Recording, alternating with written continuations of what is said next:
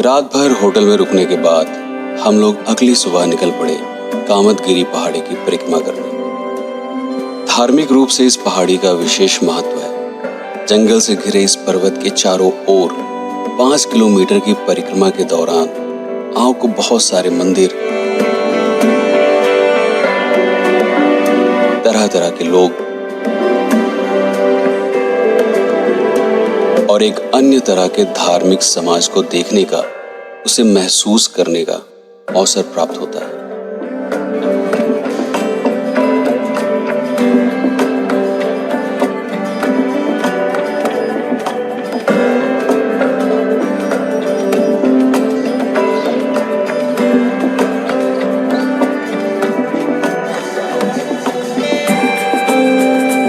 इस पहाड़ी की परिक्रमा से मनोकामनाएं पूर्ण होती हैं, ऐसा लोग मानते हैं।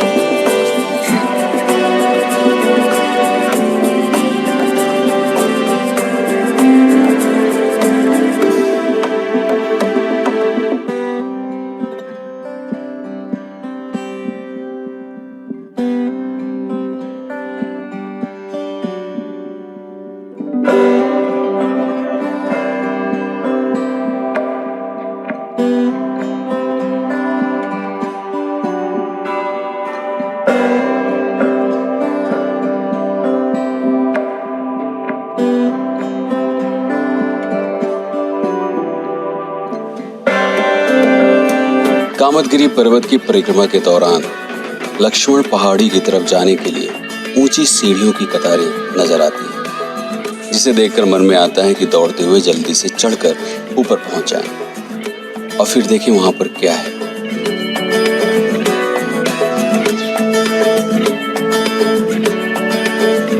मन के भीतर किसी इच्छा के साथ यदि यहाँ पर पत्थरों से घर बनाया जाए तो लोग ऐसा मानते हैं कि वह कामना पूर्ण होती है।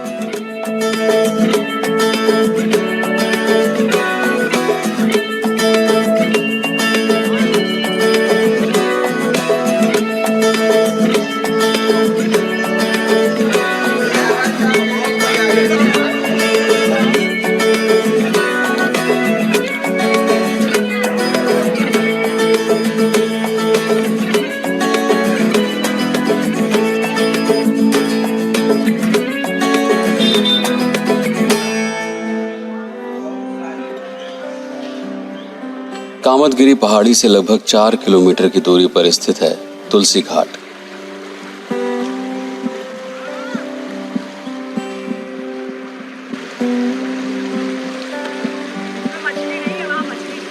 हमेशा हमेशा के लिए बस गया।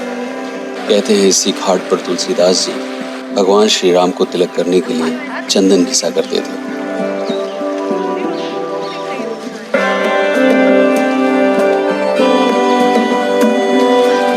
तुलसी घाट से लगभग 1.5 किलोमीटर की दूरी पर स्थित है आरोग्य धाम।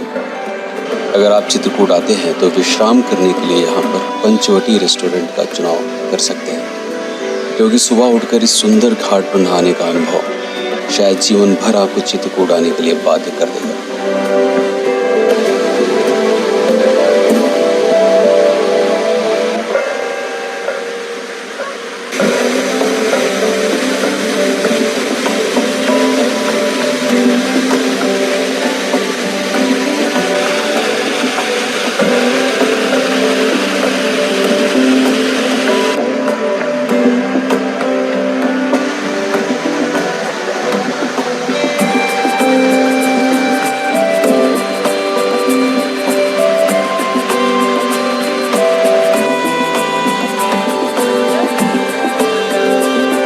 आरोग्य धाम से लगभग 7 किलोमीटर दूर मंदाकिनी नदी के घाट पर पहाड़ी जंगलों के बीच एकांत में स्थित है सती अनुसुईया का आश्रम। इस आश्रम में अत्रि मुनि, अनुसुईया, दत्तात्रेय और दुर्वासा मुनि की प्रतिमा स्थापित है।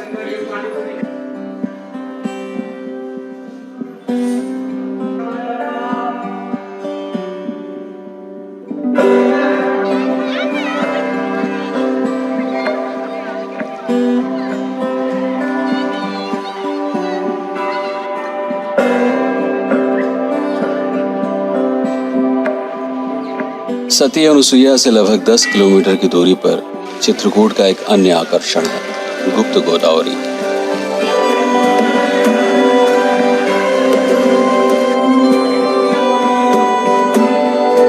इसमें 2 गुफाएं हैं। पहली गुफा के अंत में आपको गोदावरी नदी के दर्शन होंगे, जो जमीन के नीचे से पत्थरों के बीच बहकर यहाँ पर उपस्थित है।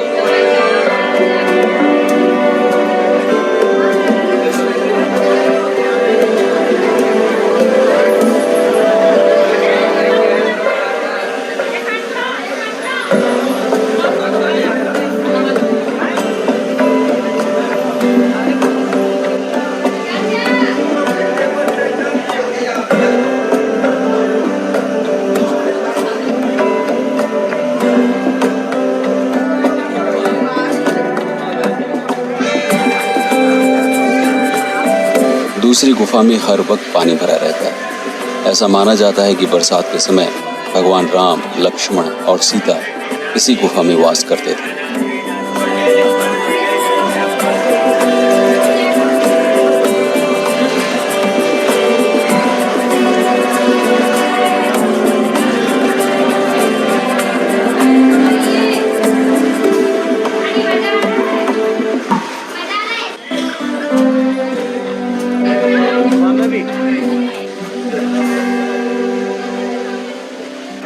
वीडियो के पिछले भाग में हम ड्राइव करते हुए हनुमान धारा तक गए थे, लेकिन सीढ़ियों के रास्ते हनुमान धारा तक जाने का अनुभव बिल्कुल अलग है। हालांकि इसमें थकावट लगती है, लेकिन अंदर जो भाव पैदा होता है वह एक स्मृति के रूप में हमेशा आपके भीतर बस जाता है। अगर आपको चित्रकूट से अच्छी यादें साथ ले जानी है तो थोड़ा परिश्रम तो करना पड़ेगा।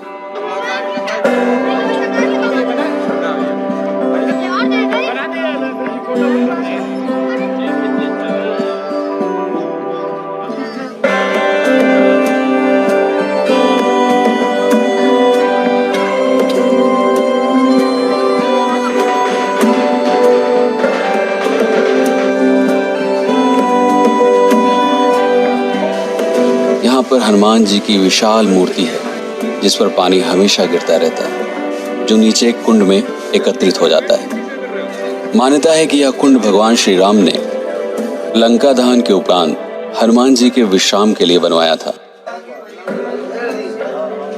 पहाड़ी के शिखर पर सीता रसोई है, जहां से चित्रकूट का अनुपम दृश्य देखा जा सकता है।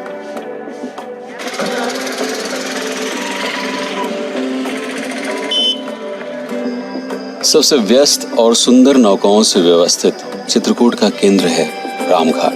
भगवान श्री राम अपने चित्रकूट प्रवास के दौरान इसी घाट पर रोज सुबह स्नान करते थे। मंदाकिनी नदी के किनारे इस घाट की सुंदरता और किनारे पर बसे कई मंदिर आपके विचलित मन को आंतरिक शांति प्रदान करते हैं। इस तरह से एक और दिन चित्रकूट की भव्यता, सुंदरता और इसके धार्मिक वातावरण को अनुभव करते हुए व्यतीत हो जाता है और आपको समय के गुजर जाने का किंचित भी आभास नहीं होता।